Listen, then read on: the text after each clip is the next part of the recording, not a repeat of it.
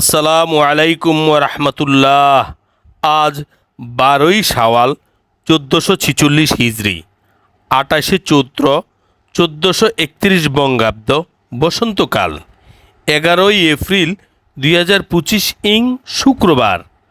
আজ আমরা এসেছি পাইকপাড়া স্টাফ কোয়ার্টার জামে মসজিদ, দারুসালাম রোড, মিরপুর, ঢাকা। দূর থেকেই দেখা যায় দুটি সুদীর্ঘ মিনার। ব্যস্ত রাস্তার পাশে মিনার দুটি যেন জানান দিচ্ছে এখানে একটি মসজিদ আছে। চারপাশ জুড়ে সবুজ গাছের সমারোহ। এরই মাঝেই মসজিদটি, চোখ জুড়ানো নির্মাণ শৈলী দেখে যে কোনো মানুষের চোখ থমকে যেতে বাধ্য হবে।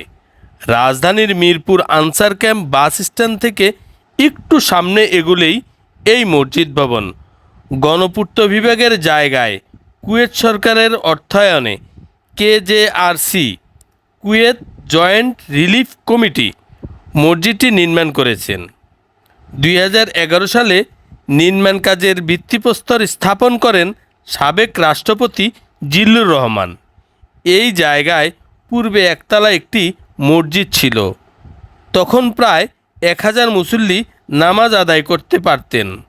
বর্তমানে এখানে প্রায় 5500 মুসল্লি একসঙ্গে নামাজ আদায় করতে পারেন এবং মহিলাদের জন্যও আলাদা ব্যবস্থা রয়েছে। এই মসজিদে প্রবেশের জন্য রয়েছে 3টি সিঁড়ি। প্রতি তলায় রয়েছে আলাদা অজুখানা। ভেতরেও রয়েছে নকশার কারুকাজ। এর জানালার কাজগুলো নীলাভ। প্রবেশদ্বারও বিশাল। মেঝেতে সাদা আর খয়েরি রঙের টাইলস। অনেকেই দেখতে আসেন এই মসজিদ। শুক্রবার জুম্মার নামাজে মসজিদ ভরে যায় মুসল্লিদের উপস্থিতিতে।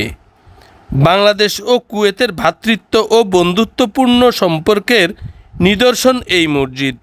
বর্তমান ও ভবিষ্যৎ প্রজন্মের মধ্যে ভালোবাসা ও শান্তির বার্তা প্রচারের কেন্দ্র হিসাবে বিবেচিত হবে মসজিদটি।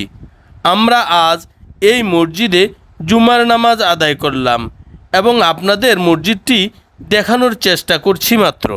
আমাকে উৎসাহী রাখতে ও আপনাদের সুবিধার্থে আমি আপনাদেরকে প্রতি শুক্রবার একটি মসজিদের পরিচয় করিয়ে দিয়ে আসছি। যাদের কাছে আমার এই পরিচয় পর্বটি ভালো লাগে তারা সাবস্ক্রাইব করে রাখলে পরবর্তী মসজিদের পরিচয় পেতে সহজ হবে। আর যারা সাবস্ক্রাইব করে রেখেছেন তাদেরকে অসংখ্য ধন্যবাদ। আসসালামু আলাইকুম ওয়া রাহমাতুল্লাহ।